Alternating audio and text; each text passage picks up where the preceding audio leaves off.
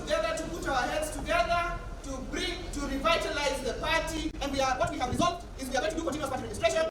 We are going to the grassroots with the party, and we have recommitted. In fact, we have said that Homabay is an ODM zone, and our power is with the people.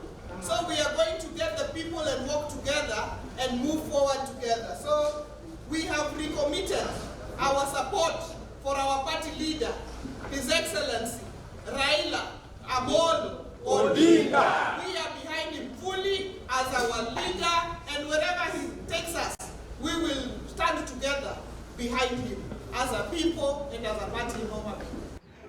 UDA is gaining roots because the leadership of the party is nowhere to be seen. So it's like UDA wants to be a party of the day in Karachuonyo, and we are not able to accept that. We cannot accept us, the ODM members who are there. The only alternative is that we have to change the leadership so that ODM remains the party of the day in Karachuonyo.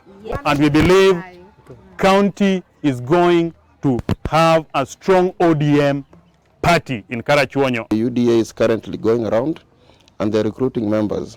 So that is why we have also decided to wake up and to do our part, and that will be encountering what they are doing secretly.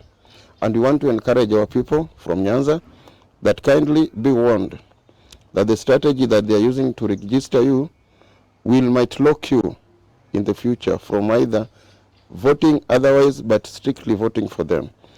We are going to have ODM offices across the 40 wards, which are going to be managed by the elected area MCAs.